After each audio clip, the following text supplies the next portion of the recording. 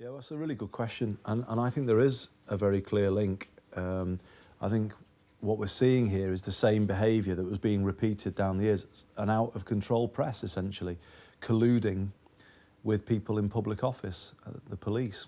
And see, the thing for me that is a difficult thing about Hillsborough is, when I look back at it, a whole city, red and blue, was crying foul, was saying there's been a big injustice, and the country wasn't listening.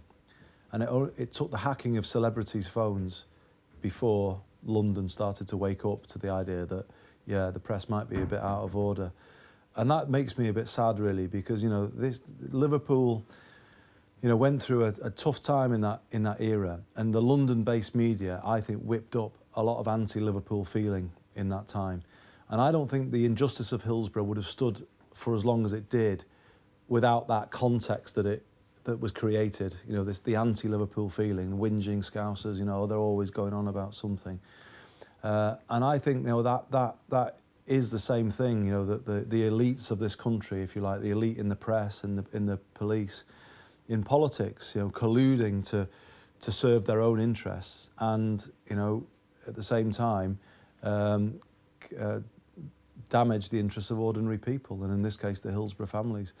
So I think you do see the same story replicated through the years, and you can see it also in the Bloody Sunday inquiry that came out recently. You can see it in the stuff around Jimmy Savile. You know, those without power weren't believed, and the powerful were able to maintain their grip on things by kind of this ability to feed stuff to the press, to control the press, and the press being kind of complicit with it. So yeah, it is I think what through the Hillsborough story is obviously in a kind of microcosm is the story of Britain in the 20th century. Still a very class-based country, a very unequal country where some people had greater access to the levers of power and to justice than others.